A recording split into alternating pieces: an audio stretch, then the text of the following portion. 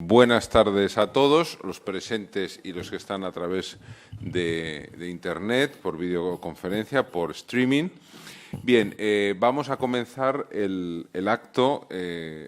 Quizá a lo mejor lo deberías empezar tú. Bueno, ya me he lanzado yo. Bueno, bien, bueno, este es un acto que esperemos que sea el comienzo de más actos, puesto que, bueno, el área de música del Departamento de Ciencias Humanas de esta universidad. Tenemos una titulación de Musicología Aplicada, el máster universitario de Musicología, de cuyo profesorado formamos parte tanto Teresa Cascudo como yo, Pablo Rodríguez, y vamos a iniciar con esta charla-debate una serie que esperamos donde entrevistemos a distintos intérpretes, artistas, digamos, personalidades del mundo de la música clásica, gestores, etcétera, etcétera. Y lo hemos querido empezar con Miguel Olano, que es un tenor de aquí, de la tierra, de La Rioja, que tiene una trayectoria destacada a nivel internacional, que empezó en los años 90 y que precisamente está ahora inmerso en la presentación y en la promoción de su último disco,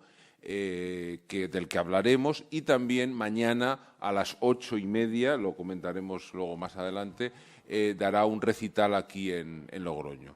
Entonces, bueno, vamos a comenzar. Va a ser, digamos, una charla-debate donde tanto Teresa como yo hablaremos y preguntaremos, pero el protagonista será Miguel Olano. Así que buenas tardes, Miguel. Muy buenas tardes. ¿Qué tal y estamos? buenas tardes, Teresa. Gracias. Y bienvenido aquí a tu casa, a la Universidad de La Rioja. Y bueno, por romper un poco el hielo, me gustaría empezar por una pregunta así un poco como de cafetín, ¿no? Es decir, ¿qué tienen los tenores que atraen tanto? Es decir, ¿por qué existen los 3 tenores y no existen las 3 sopranos o los 3 barítonos, por ejemplo? Yo voy a ser muy sincero, ¿eh?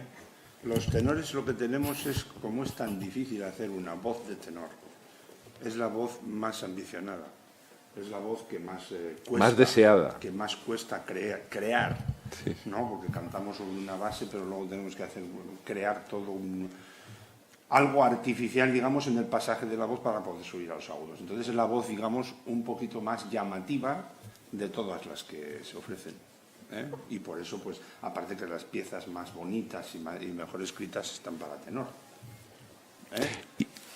Y digamos como un chaval de cenicero de La Rioja termina haciendo carrera internacional, porque eso es... Yo pienso que por cabezonería,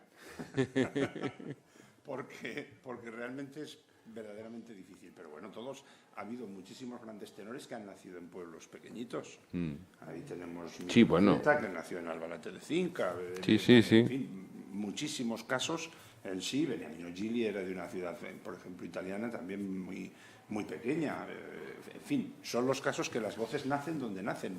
Pero, ¿qué te marcó a ti? Por ejemplo, muchos tenores han comentado la película Gran Caruso como una película que les impulsó a ser tenores.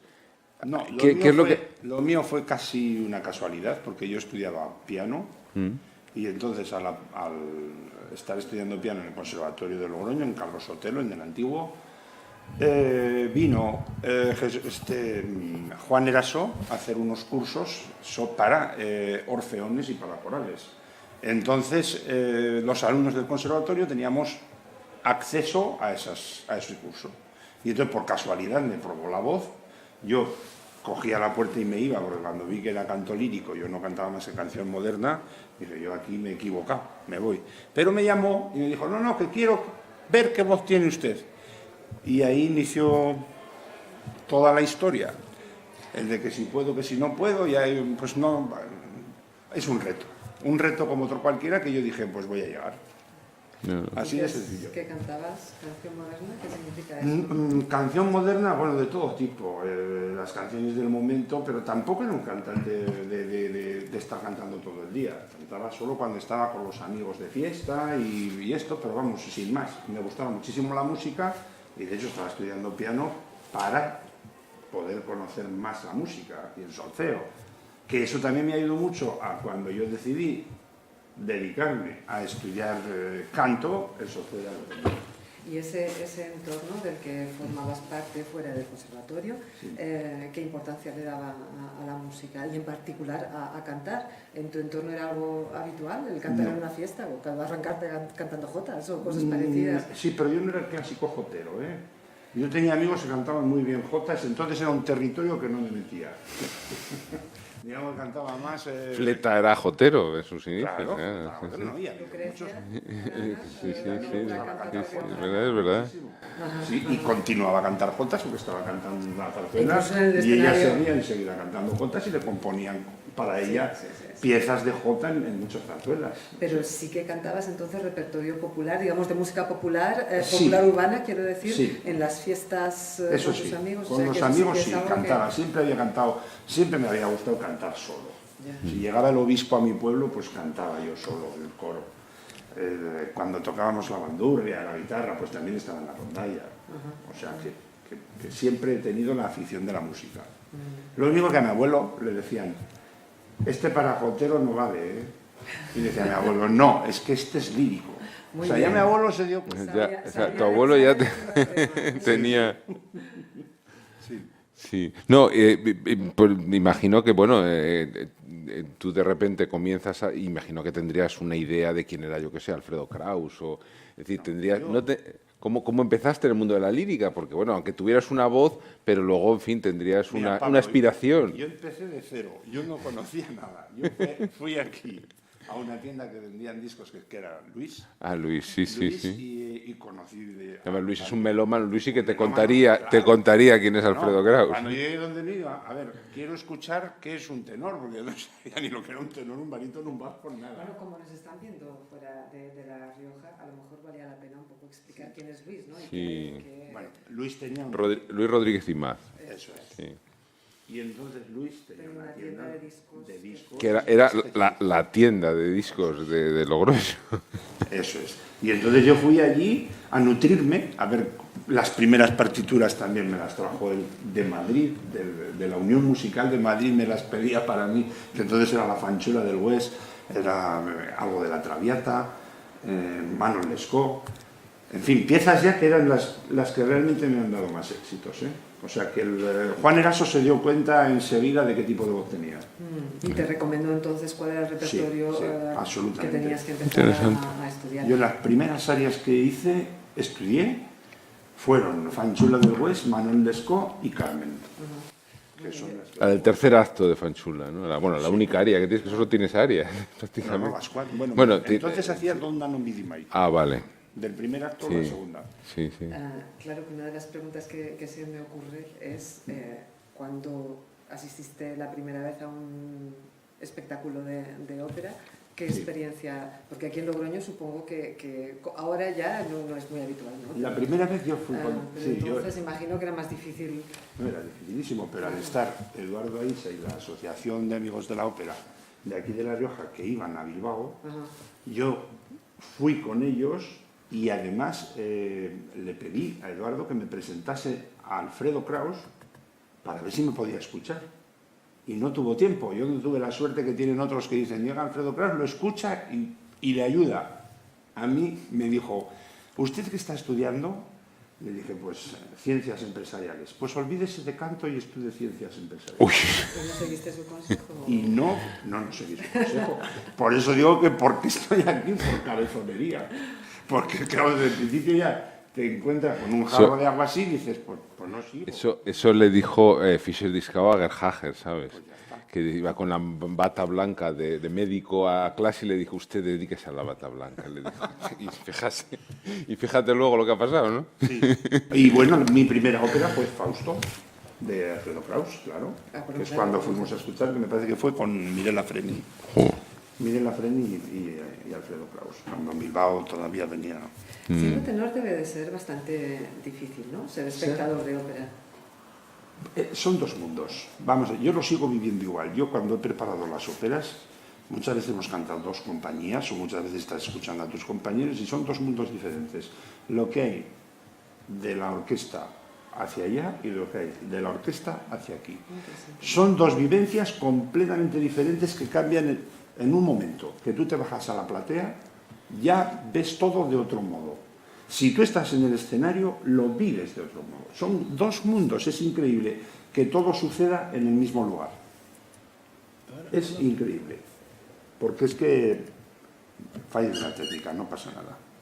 Ya está. Sí. Está encendido. ¿Sí? Sí, sí, el mío también. Igual soy yo que no emito hacia aquí. Hay que acercarse. Estoy acostumbrado a cantar sin micrófono. Ese es un problema, ¿eh? Bueno, no es ningún problema, es la cosa más bonita que existe. Claro.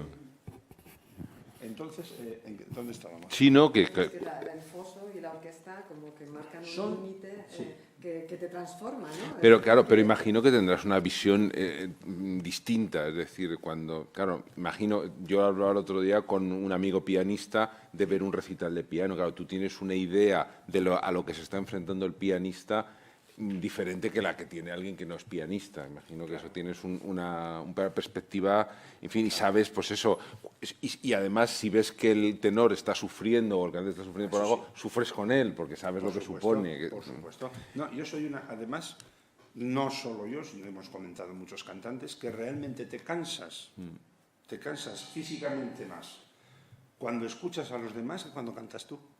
Claro. Curiosamente, porque estás intentando ayudar con tu técnica a lo que está haciendo el otro. Dice, pues y no puedes hacer nada. Pero lo haces inconscientemente, es una cosa mental. Claro. O sea, yo cuando hacíamos turnes y cantaba una función una tarde, un elenco, y al día siguiente otro, yo me cansaba más cuando no cantaba. Fíjate, qué curioso. Es así. Bueno, entonces luego te vas a Madrid. Cuando puedes estudiar aquí, das el salto, te vas al Superior de Madrid. Sí. ¿Y qué sucede allí? En Madrid estuve un par de años prácticamente. Voy al Superior de Madrid y luego hago el Conservatorio Superior, la Escuela Superior de Canto y luego el Conservatorio Superior. Y a los 2 años ya yo veía que mi voz iba hacia el repertorio lírico italiano de Verdi, Puccini, y ya el verano de 1900, me parece, fue 88, me fui a Florencia y es donde conocí a Becky y donde conocí todo el mundo de la ópera italiana. Que realmente eso, tu formación principal es con Becky, bueno, con Bergonzi también estuviste, es decir, que ahí vamos, te vas a curtir con 2 tenores importantes, sobre todo con Becky, ¿no? Becky era barítono. Barítono, es verdad, es barítono, sí, es verdad, es verdad. Pero yo voy donde Becky además también sin realmente saber quién era Gino Becchi. Yo fui porque una estudiante de Madrid había hecho un curso con él y me dijo, a mí me ha ido muy bien, si quieres probar, vive en Florencia, hace unos cursos que son los Enrico Caruso que se hacen me parece que era en julio, todos los veranos durante un mes, y luego se estudiaba también repertorio liderístico. En mi caso, me interesaba la ópera italiana y fui con Becky sin ni siquiera saber quién era, que era uno de los barítonos de los años 30, 40, 50 en la escala que era el número 1. Y luego, fue, además de barítono, un gran artista cinematográfico, porque él hizo 17 películas. Sí. O sea, un gran actor. Con lo cual yo ahí ya encontré no solo el que me enseñaba a cantar, sino el que me enseñaba a interpretar, que son 2 cosas diferentes. Hay gente que canta muy bien, pero que no sabe interpretar. Sí, que llegó a cantar con María Callas, incluso, Gino Becchi. Gino Becchi, sí. No sé si llegó a cantar con ella, la contrató cuando él era director del Teatro de Lisboa. La contrató, me parece. Porque no le caía muy bien, ¿eh? Gino Becchi no... Era muy amigo de Renata Tebaldi, entonces las dos cosas no se podían.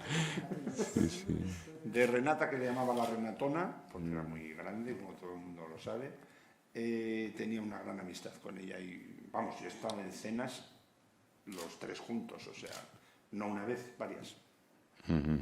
Sí, no, bueno, hay una grabación, por lo visto, en el año 49, estaba mirando, de Vicky con Callas, de Nabucco. Ah, sí. Pero que es una grabación que no es privada, vamos, no, sí. Pero vamos, que cantaron juntos, esa es la cosa. Sí.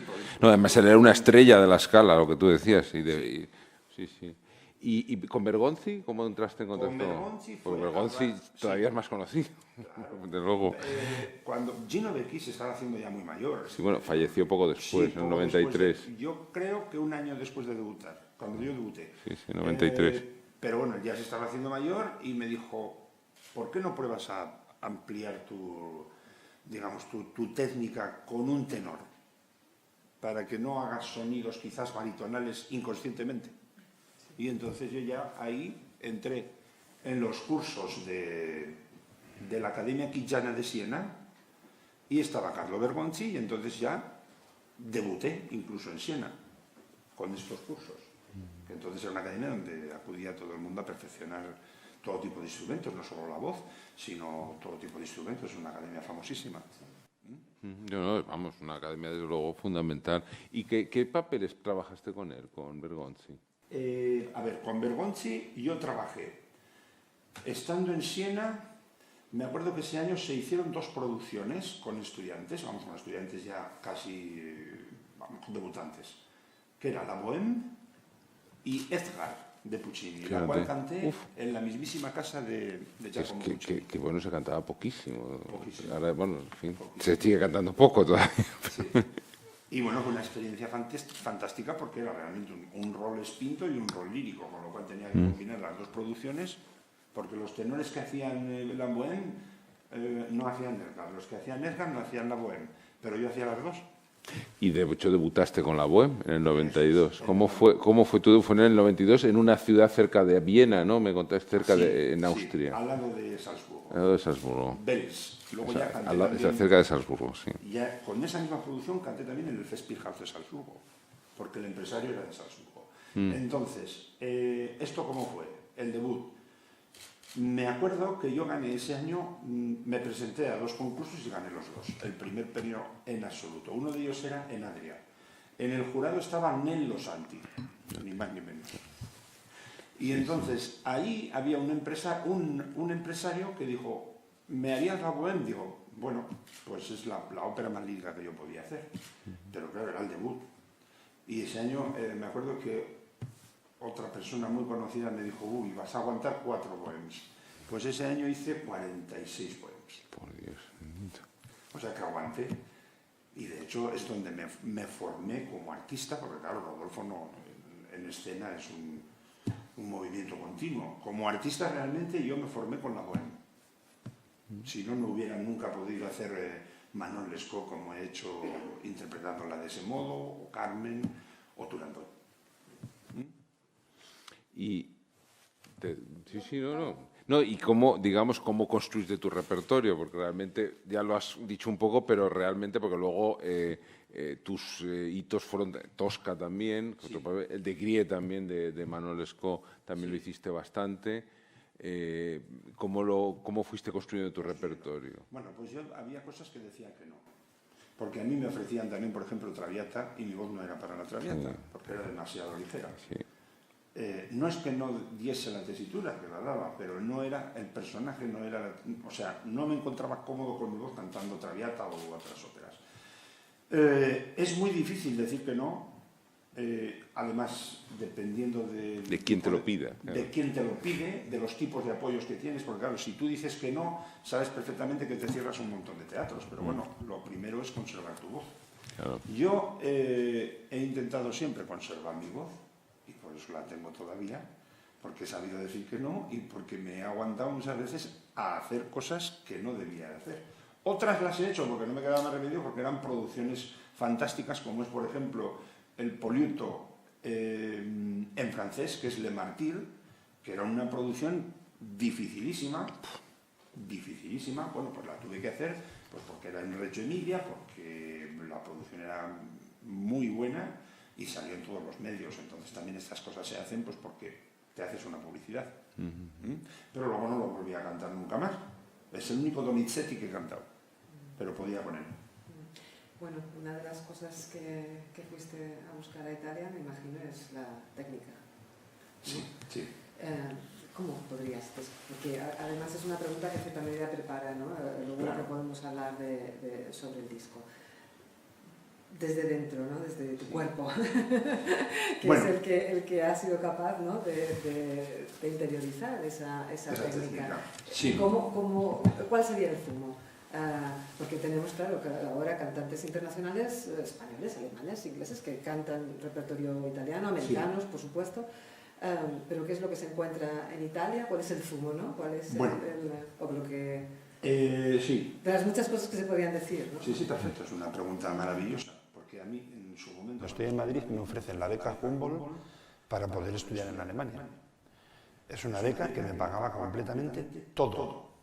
O sea, podía vivir durante un año tranquilamente aprendiendo, estudiando, y luego tenía hasta también debutar. ¿Y eligiendo Pero, el sitio? sí, eligiendo el profesor que yo quisiese. Pero yo sentía que mi voz en alemán no expresaba lo que expresaba en italiano. En italiano yo me sentía como en casa, era un idioma muy cercano, muy como si yo hubiese nacido hablando en italiano. O sea, que es que eso es algo que lo sientes, que no puedes decir. ¿Por qué? Porque luego sí que he cantado liderística alemana. Pero, claro, me acuerdo que en Viena hice una vez un concierto para amigos de liderística alemana y me decían, jo, es que nadie canta a los líderes como los cantas tú, es que está todo abierto, pero es que es bellísimo. Ya, pero no es lo correcto. Porque claro, el canto aperto, que se dice en italiano, el canto abierto, ma coperto, pero cubierto, eso requiere un estudio inmenso de cómo apoyar el aire, cosa que ahora carecen muchos cantantes. Cantan con la materia, cantan con la voz, cantan con la naturaleza, pero no cantan con la técnica. Que es la que permite conseguir esto que acabas de resumir en una frase, ¿no? Eso es. Abierto pero cubierto, ¿no? Efectivamente. Es muy complejo, o sea, cuando lo oyes dices, esto es, pero hacerlo es muy difícil.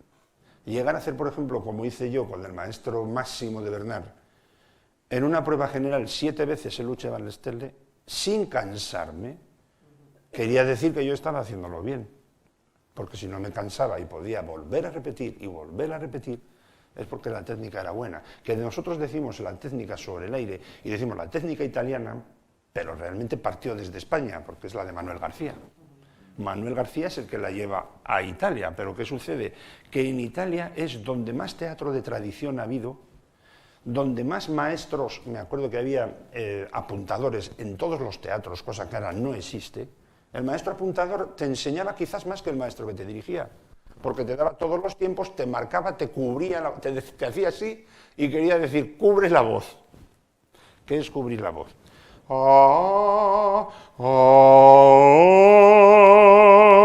Si tú cubres la voz, tienes muchísimos más armónicos. El público no nota nada, solo nota que es más bello, que es de lo que se trata. Nosotros simplemente somos intérpretes. Pero el público dice, ¿por qué esto me gusta y lo otro no? Porque hay un estudio, hay una técnica y hay unos armónicos que solo salen si los emites bien, si no te los dejas adentro. Bueno, esto es una clase de técnica, ¿eh? También hay que hablar de estas cosas. Sí. Y es un lujo, además, tenerte aquí precisamente para que, entre otras cosas, hables sobre ello. Porque, por ejemplo, se nos olvida, ¿no? y por ejemplo, Estamos tan solo, Pablo, tan sí, agarrados por los detalles, los números, la fecha, y esto que al final es lo esencial, y además esencia. aquello que nos permite disfrutar en cualquier teatro en que estemos, Claro. parece que acaba por convertirse en algo secundario, cuando realmente es lo central, ¿no? Lo central. Poder valorar un cantante. Sí. Hablabas antes del pasaje, que es una cosa que tampoco es muy habitual en las críticas leer sobre ello. Y Claro. es lo que caracteriza la especificidad de la voz de tenor. Lo que hace que la voz dure o no dure. ¿Qué es el pasaje? Pues para el ego absolutamente. ¿Cómo lo podrías explicar? Que es El pasaje. muy interesante. Vamos a ver, las voces tienen una naturaleza, tienen una base, digamos que es los graves y el centro vocal. Pero luego tiene unos agudos, que es lo espectacular de los tenores. Entonces, para subir a esos agudos sin fuerza, que no sean gritos, que sean agudos impostados con los armónicos debidos, tienes que pasar primero por la zona de pasaje, que es donde no tiene que sufrir la voz. Donde la voz, porque la tesitura, hay muchísimas óperas que están todas basadas en el pasaje, los primeros verdis. Entonces, es muy difícil cantarlos, o el bel canto, porque además, bueno, voy a decir quizás algo que no debería de decir, pero lo tengo que decir. Ahora mismo el diapasón está más subido de la cuenta, con lo cual cuando los compositores hicieron esas óperas, lo hicieron pensando en un diapasón más bajo, no en el diapasón que usamos ahora, que está rompiendo todas las voces, porque no es cantar una aria o cantar una canción medio tono más arriba, es cantar una ópera entera, pero no las 7 funciones o las 5, sino todas las pruebas, es decir, estar un mes. Yo cuando canté, yo lo digo porque lo he vivido, cuando canté Le Martyr, que es el Poliuto en francés de Donizetti, a mí no me cansaban los agudos, me cansaba el pasaje, porque estaba cantando en medio todo por arriba, todo. Y fuerza en la voz, todo el mundo. La soprano que tenía que cantar conmigo, no quiero decir nombres, no vino y pusieron una soprano lírico ligera, porque aguantaba la tesitura. El barítono era más tenor que barítono. Entonces nos estamos equivocando. No, y es un problema porque cada vez se sabe menos de voces y esto genera unos casts a veces peculiares y unas carreras un tanto curiosas en ese sentido. Sí. Es decir, en fin, que hoy día se hable de tenores como Camarena o como Kaufmann como los más grandes del momento, que no digo que no sean buenos cantantes, pero llama mucho la atención si tenemos en cuenta lo que es el canto clásico, el canto que tú conoces. Sí, pero yo no puedo hablar sobre esto porque son compañeros. Ya lo sé. Pero... Entonces, pero bueno, evidentemente, sí, te entiendo, Pablo, Sí, te no, entiendo. Pero evidentemente en algo nos estamos equivocando. Los roles no son los que son. Se están dando los roles más líricos, voces, o sea, óperas que requieren voces dramáticas, se les está dando a voces líricas. ¿Por qué? Porque una voz dramática, el director de orquesta y la orquesta la tienen que apoyar y la tienen que seguir. Una voz lírica no tiene ningún problema, porque estamos hablando de decibelios, 1/3 de decibelio, o sea, es mucho más sencillo, por ejemplo, que no le quito nada a Camarena, hacer una ópera con Camarena que hacer una ópera con una voz dramática, es lógico. Porque no hay ningún problema. Camarena, con la voz que tiene tan fácil, puede novisar, trisar y cuatrisar, no hay ningún problema. No se cansa. No se cansa. ¿Por qué? Porque canta en una zona natural y facilitada por la naturaleza. Pero ciertos colores no los podrá hacer nunca. Sí. No, en fin, yo me voy al crítico de Sí. No, y además recordaba lo que ha sido un poco la prima de la Scala de este año, que si hay un evento de ópera como el concierto de Año Nuevo es en otros ámbitos, pues es la inauguración de la temporada de la Scala, que este año fue con Tosca, y que curiosamente, bueno, es un ejemplo de lo que llaman los ingleses miscasting, ¿no? De hacer un cast un poco extraño. Sí, cantantes muy buenos, pero fuera de sus papeles. Y de hecho, bueno, la prueba es que Netrebko ha cantado 2 funciones y la tercera se ha marchado. Y de hecho le ha sustituido además, en fin, una cantante española. Pero bueno, cuando invitemos a Netrebko aquí le preguntaremos a Netrebko. Me parece que el personaje de José, don José, en Carmen, es uno de los personajes precisamente que plantean problemas en esta zona del pasaje especialmente, ¿no? Me acuerdo de haber entrevistado a Alaña y por lo menos fue lo que me contó. Sí. Bueno, Alaña también es un tenor lírico, ¿eh? Entonces, es lírico, entonces no es un espinto, no es un espinto. Pero él hablaba de esta dificultad específica del programa y a mí es que me gustaría que hablaras un poco en particular de este personaje, que creo que te ha acompañado bastante, ¿no? Sí, durante toda la carrera, sí. Y que le tengo mucho cariño. Claro. Sí, el tema de don José es que tiene el primer acto lírico. Entonces, un tenor espinto, o sea, un tenor de tercero y cuarto acto, primero y segundo va a sufrir. Pero bueno, se trata de jugar, jouer avec la voix, que se dice en francés, jugar con la voz primero y segundo actos y hacer tercero con el carácter de don José y el cuarto ya, que es cuando mata a Carmen, pues ahí es donde sale don José. Luego tenemos al público que prefiere escuchar un tenor lírico, que claro, no tiene ninguna dificultad, porque un tenor lírico canta primer y segundo actos de lírico y tercero y cuarto de lírico, hace como que empuja un poquito de más, pero no da el carácter. O sea, un tenor lírico, y pongo el ejemplo, es que con los ejemplos se ve todo, que es que tengo que cantar mañana, pero bueno, si tú estás en el cuarto acto, Carmen, iretas ancora, iretas ancora, y vas sobre el lírico, es un carácter. Pero si tú vas sobre la voz espinta o dramática, Carmen tiene que saber que o va con don José o la mata. Y eso no se ve en una voz lírica, se ve en una voz espinta o dramática. Carmen, il temps encore, oui, il temps encore. Son 200 armónicos más que un lírico. Entonces, ahí escuchas a don José. En lo demás, escuchas al sobrino del sobrino de don José. Perdonadme mi sinceridad. El ejemplo que acabas de hacernos, de compartir con nosotros, Sí. ¿no?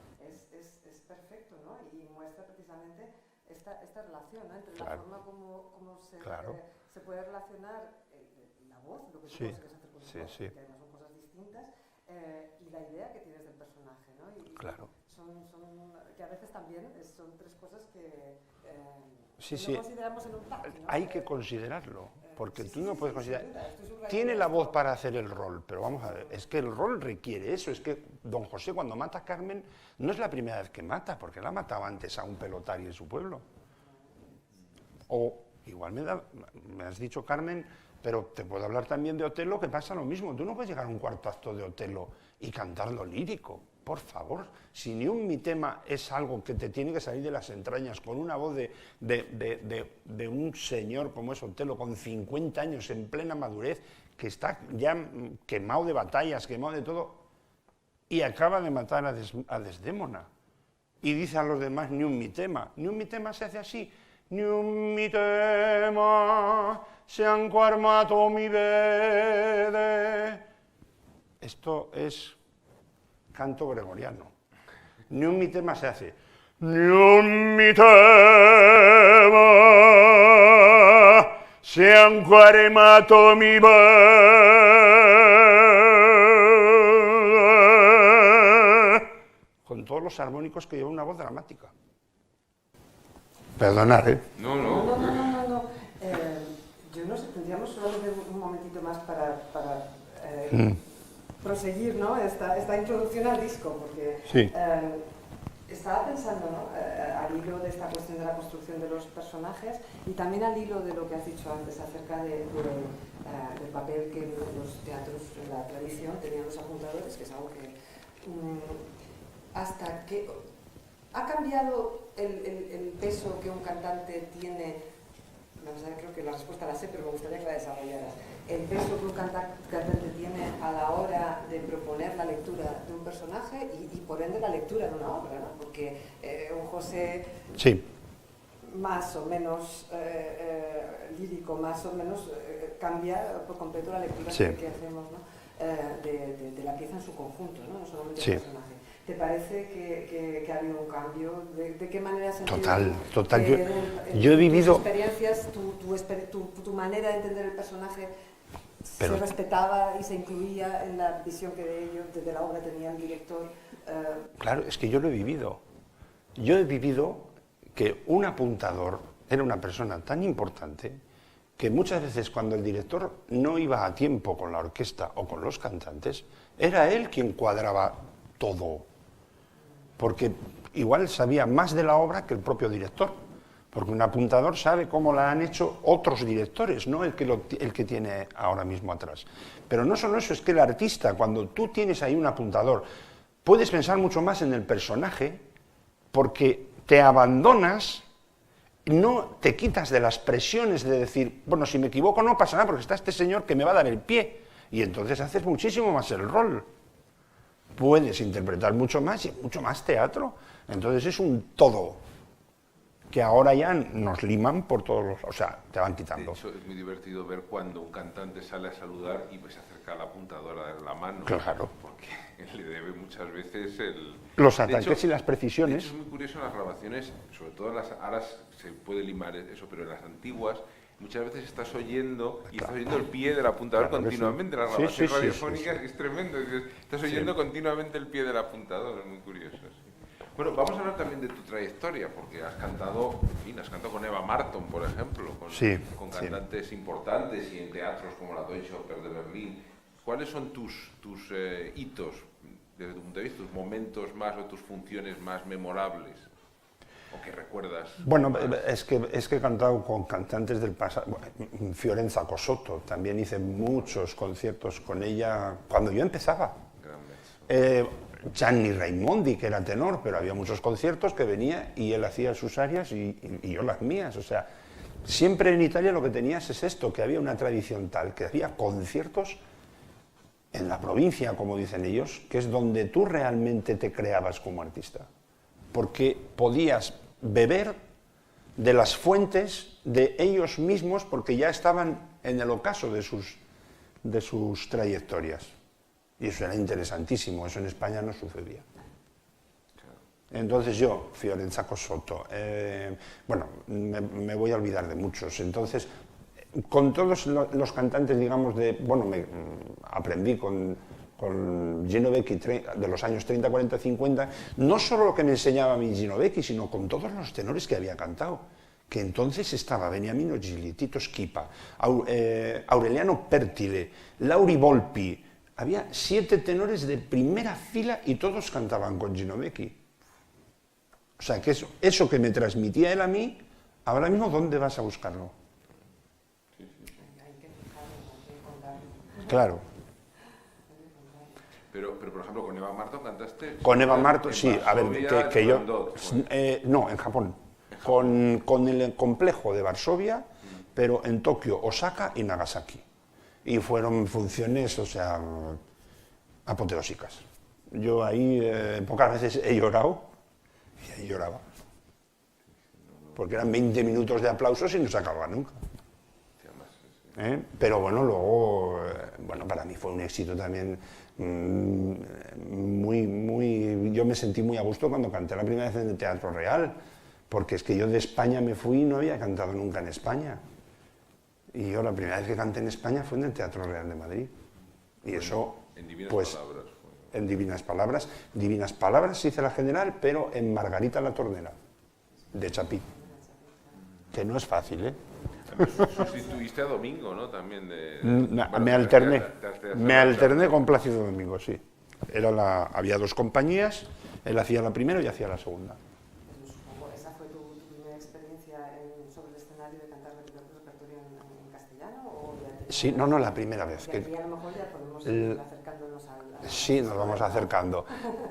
Eso fue la primera vez que yo cantaba, porque son óperas, no son zarzuelas. Tanto Divinas Palabras, que era una ópera nueva, como Margarita la Tornera, era ópera también. Y sí, esas son las primeras veces que yo hice, pero bueno, ya luego no volví a tocar nada en español. Son óperas, no conciertos. Bueno, pero me imagino que hay una parte en la técnica que también se tiene que adaptar, a pesar de que el italiano y el castellano, desde el punto de vista fonético, digamos, ¿no? Pues son diferentes. Próximos, bueno, son más sí. próximos que, no sé, el castellano y el alemán. Sí, claro. Pero son primos hermanos. Y que requiere un esfuerzo, ¿no? Por parte del cantante, ¿no?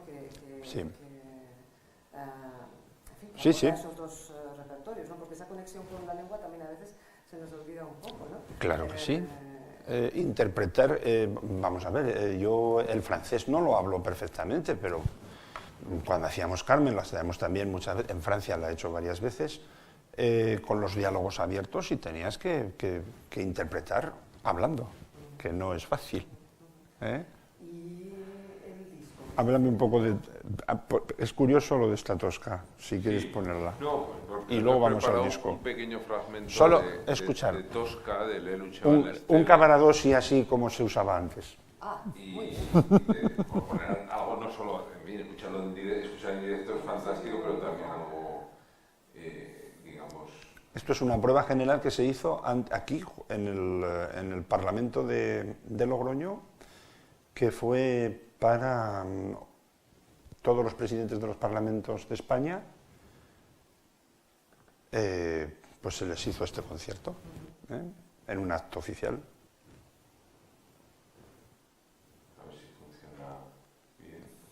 Bueno, si no, como hemos hecho ya cosas en directo, tampoco pasa nada.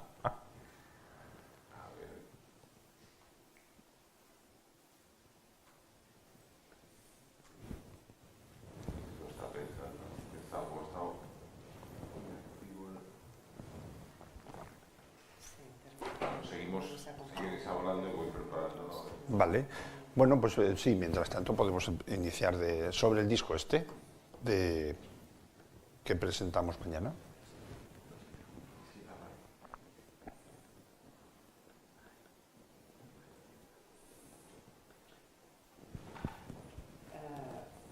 quizá, bueno, si te parece bien, ¿no? Sí, Una de las sí, sí. líneas de entrada podría ser precisamente esta, ¿no? Sí. ¿A qué se enfrenta además un cantante operístico, ¿no?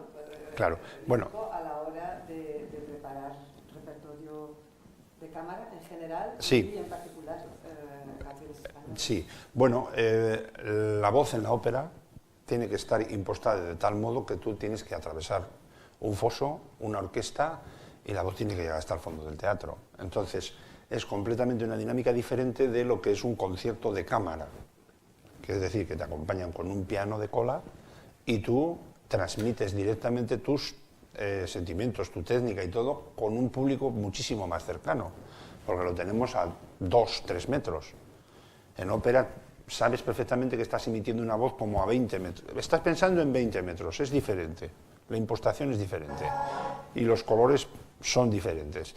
Y en cambio, con una voz de cámara, tú tienes que hacer muchísimos más matices. Tienes que transformar, digamos, tu manera de cantar a una cercanía, algo que es una comunicación. Es como si tú estás hablando en una fiesta, susurrando con una persona que te cae bien y estás comentándole una cosa, lo tienes y se lo estás diciendo directamente. Si en cambio estás en una fiesta y tienes que emitir la voz para que todo el mundo se entere, es otra comunicación completamente diferente. Pues lo mismo sucede con la ópera y la música de cámara. En el caso de este disco, además, hay un factor adicional que es que se trata de un repertorio neopopular, o sea que Sí, además... sí, porque yo me doy cuenta, me he dado cuenta, me acuerdo cuando hacía... que quizá, no sé Sí, si sí, te digo, lo voy a explicar que es muy pero sencillo. antes de Teresa. comentarlo, que por supuesto explicar, ¿no? cuál ha sido la elección que has hecho de programa para este disco. Es muy sencillo, es llegarle a cuanta más gente, mejor mi manera de sentir, de cantar, de pensar y de vivir. Un todo. Porque yo he nacido en esta tierra, que es La Rioja, en una que no es pueblo, que es ciudad, que si no luego voy a la ciudad, a mi pequeña ciudad, y me dicen que tenía que haber dicho que era ciudad. Cenicero. Yo nací en Cenicero, riojano hasta la médula, y yo sentía estas canciones porque se las he oído cantar a mi madre, a mis abuelos. O sea, es algo que he oído siempre. El Camino de Santiago siempre ha estado ahí. San Millán, que es donde nació el castellano, ha estado ahí. Entonces, ¿por qué no unificar todo y llevar esto tan bonito como es una voz para el camino dentro del Camino de Santiago, aunar todo eso y decir, bueno, todo en castellano, que no lo he hecho nunca, porque aparte de estas 2 óperas que canté en el Real, yo casi siempre he tratado de hacer la música italiana porque es la que favorecía a mi impostación. Entonces aquí yo tengo que hacer, digamos, un trabajo extra para decir, bueno, voy a cantar en castellano, porque además mi suegra siempre me ha dicho, siempre cantas y no te entiendo cuando cantas. Pues digo, bueno, pues aunque no sea nada más que por tener contenta a mi suegra, ya voy a grabar un disco con todo en castellano. Y no es una broma, ¿eh? Bueno, entonces decía que Sí. digamos que hay esta motivación de Sí. Bueno, de cierta memoria, ¿no? O sea, de preservar cierta memoria de un... Es... Ahora utilizamos mucho esta expresión del paisaje sonoro, o sea, de Claro. tu infancia o juventud, ¿no? Claro. Y con un repertorio que, bueno, lo central seguramente es Falla, ¿no? Falla, García Lorca, y luego García Lorca. canciones como Princesita, canciones como La Paloma, que es, o sea, es que son cosas que son populares y que las conoce todo el mundo. Falla no lo conoce todo el mundo, ¿eh? Hay algunas que sí, la Jota, por ejemplo, sí que la conocen, pero 2 o 3 piezas, la Nana, y esto no se conoce. Y además se hace pocas veces las 7, porque hay mucha gente que dice, quitan una, no lo entiendo por qué. Hacen 6, hacen 5, hacen 4. Lo bonito es hacer las 7 porque tiene una diferencia entre ellas impresionante y sigue siendo Falla. O sea, que es que no lo sé, yo es por aportar algo diferente e interesante. Y además, Cultura, el Departamento de Cultura, Dirección General de Cultura de La Rioja, en el momento que dije esto, dije, sí, sí, lo que quieras, les pareció fantástico. Porque de lo que se trata no es solo de hacer el disco, sino de ofrecer lo que nosotros somos. Somos castellano, ¿no? Pues hay que ofrecer castellano. No puedo grabar un disco, además está grabado en La Rioja, o sea, está grabado en Logroño. Lo único, la pianista, que es Celsa Tamayo, gran experta, porque nació en Granada, gran experta en falla. Pues luego a lo mejor estaría muy bien hablar un poco del trabajo Sí. que hicisteis, porque parece, ¿no? Sí, que ya tenemos... Que ya se puede. Se puede poner, a ver.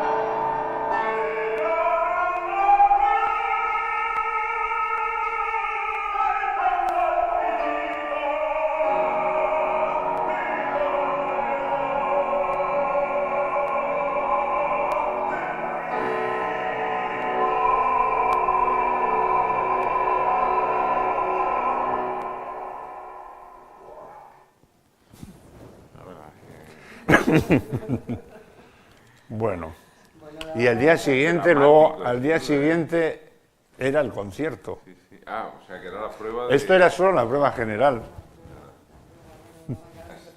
2002 era, ¿no? Sí. 2002, sí. Que para los cantantes resulta particularmente difícil escucharse a sí mismos. Sí. Tiene que ser un ejercicio...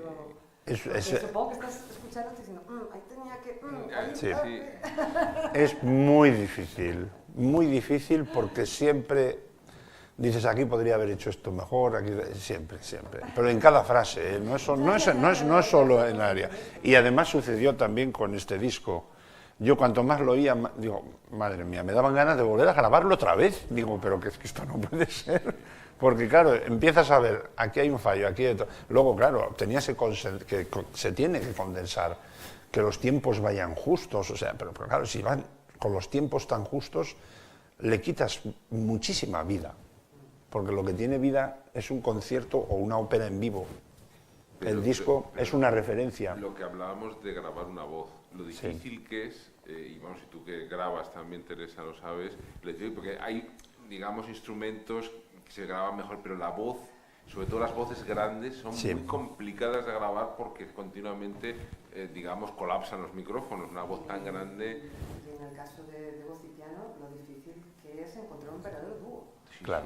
Sí, no, porque claro, Ahí está gran parte de la dificultad. porque una voz tan grande te puede cubrir una orquesta. De hecho, un piano, ya puedes abrir la tapa del piano. Es decir, que en ese sentido es difícil. No, lo que me refiero además es que el pianista, que técnicamente no se cansa tanto, ¿no? Como, o no tiene Físicamente. el paso del tiempo, bueno, no hace falta explicar esto, ¿no? A veces parece que no se da cuenta de esto, ¿no? Claro. De que lo que tiene ahí es una cosa sumamente delicada, sumamente... y en ocasiones, me parece a mí, no sé si tenéis experiencias, supongo con César, ¿no? ¿Os entendisteis maravillosamente? Sí, muy bien, porque además con César me entendí muy bien porque llevábamos 3 meses ensayando. Para cuando llegamos a hacer esta grabación llevábamos 3 meses en Madrid preparando este concierto, que no era fácil. Y lo curioso, por ejemplo, esto que acabamos de escuchar de Lucho Ballester, me acuerdo que esto se grabó para la Radio Nacional. Y el mismísimo técnico, ya con una experiencia impresionante, no llegaba a encajar mi voz dentro de sus medidas, porque se le sobresalían los armónicos altos y los bajos, con lo cual ahí tiene que haber una paquetización, digamos, meterlo en una franja donde tú tienes que evitar los armónicos altos y bajos, pero que es que en voces grandes eso es lo bello. El poder pasar de una tímbrica potente a dejarlo en un nada. Eso es lo que impacta de una voz grande y lo que impacta en las óperas dramáticas. El que pases de una explosión a un nada. Claro, eso no lo puedes meter en un estudio. Es casi imposible. Además, eso es una de las cosas, esa es una de las cosas maravillosas de la clásica. Sí.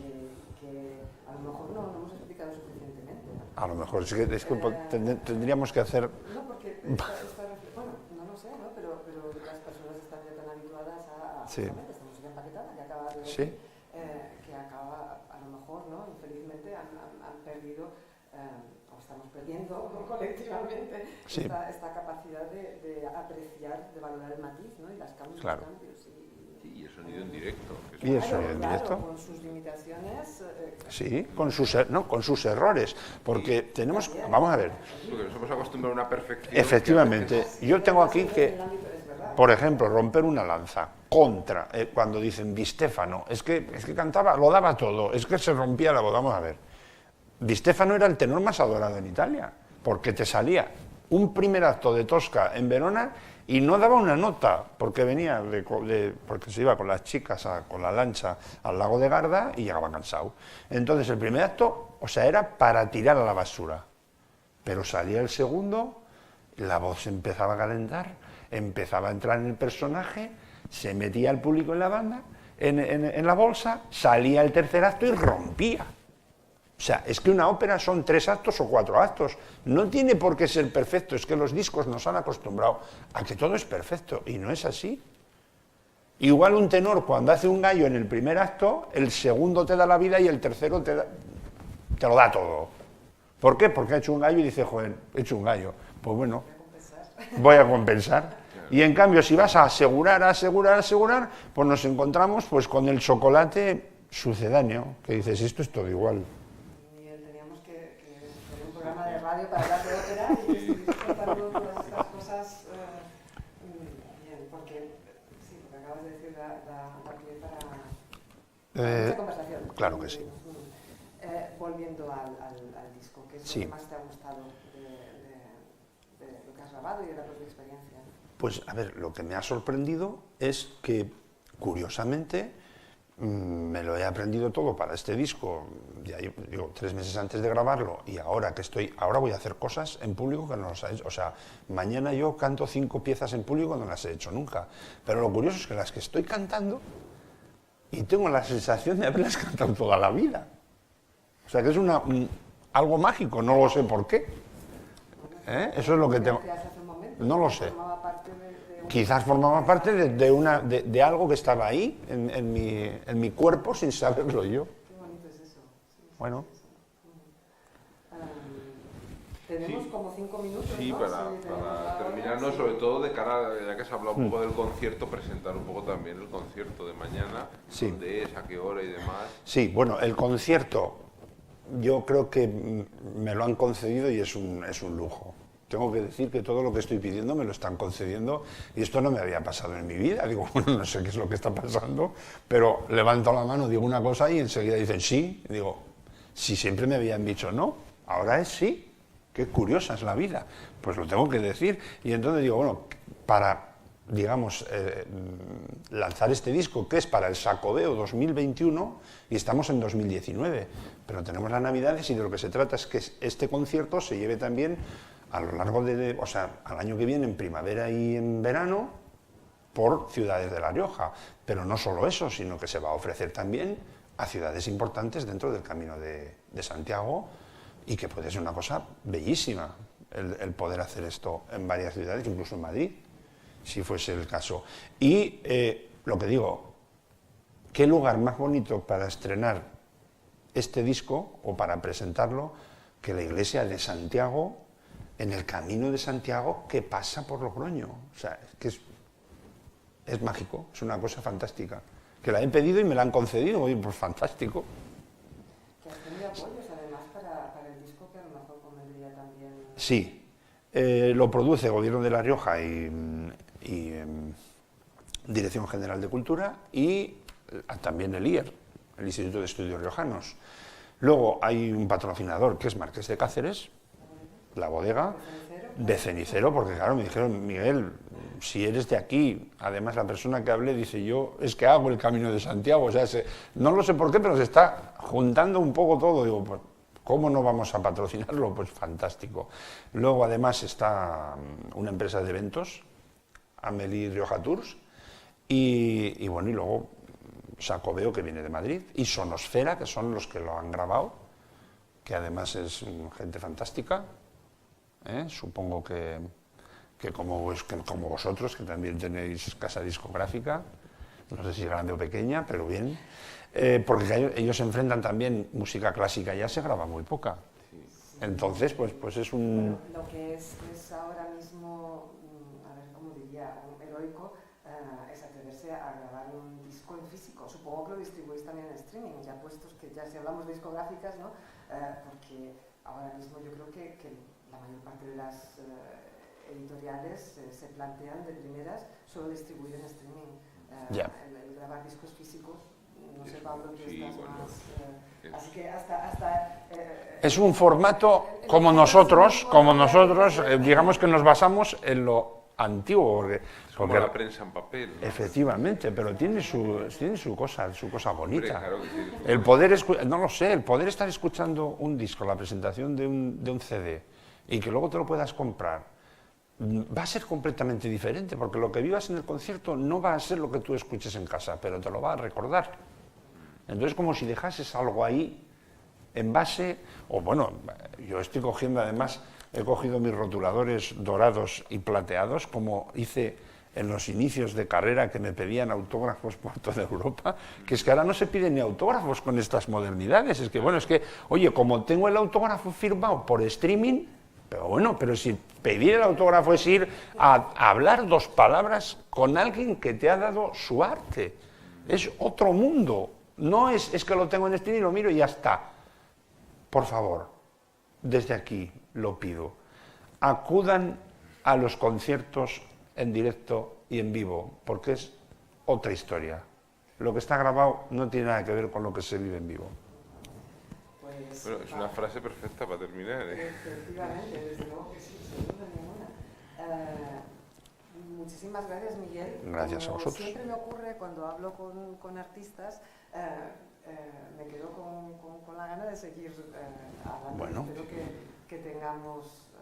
Haremos otra charla. Que quienes nos han escuchado aquí, quienes nos siguen o nos seguirán o nos han seguido a través de Internet. Mira, sí. Cosas buenas. Espero que hayan disfrutado tanto como lo he hecho yo. Muchísimas gracias. Y yo también he disfrutado. Me lo he pasado muy bien, me he sentido muy a gusto. Y bueno, si no tuviese que cantar mañana, habría cantado algo más, pero es que me tengo que reservar un poquito. Bueno, te tomamos la palabra para otra ocasión. Y además así, no cantando aquí, vienen al concierto. Vale, pues encantado. Pues nada, un placer. No sé si queréis alguna pregunta, algún comentario del público.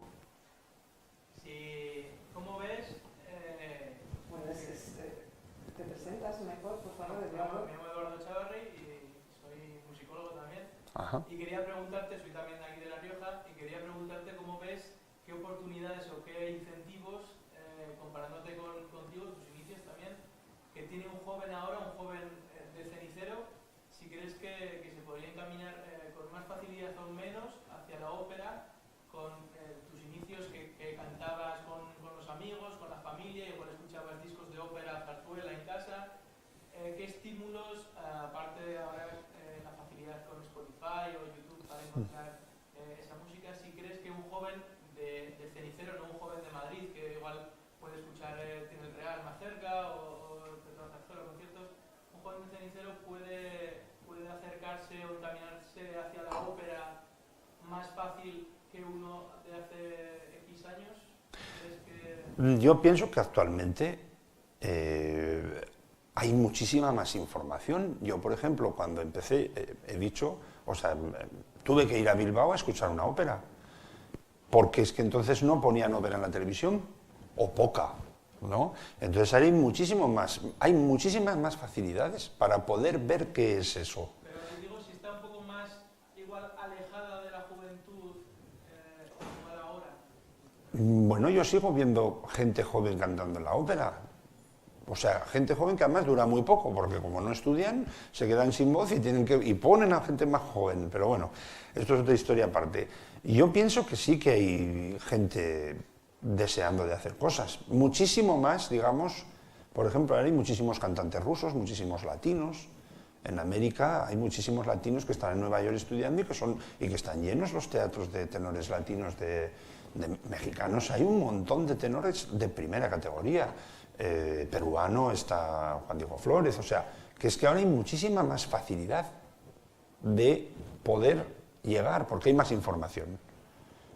Es una información que es más fácil de acceder a ella, que lo que era en mi época, que yo tenía que preguntar, ¿y esto dónde se hace? O con quién puedo estudiar que no te dañe la voz, pero ahora ya prácticamente es igual de fácil, es solo querer. Y que las personas tengan la cabezonería de decir, lo voy a intentar. Sin más.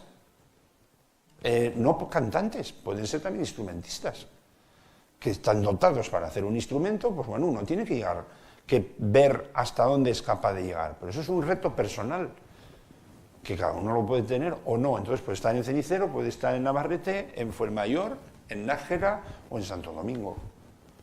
Y Rioja Baja, Calahorra, no vaya a ser que me digan que no digo Rioja Baja. Puede salir de cualquier parte de La Rioja, como pueden salir de Madrid. Yo, por ejemplo, en Madrid estoy también impartiendo clases, tengo alumnos de toda España, de Badajoz, Carmen Solís, de Zaragoza un par de tenores, luego tengo de Valencia 2 bajos, un bajo de Barcelona, o sea, que hay de toda España y no son de Madrid no tengo, bueno, sí, de Aranjuez, una soprano. Pero quiero decir que es que todo el mundo tiene acceso. Es sencillo, solo hay que querer. Y hay que ser, bueno, es muy difícil, pero bueno, no es imposible. Para mí no lo fue. ¿Alguna cosita más? Pues nada, un aplauso. Vale. Gracias.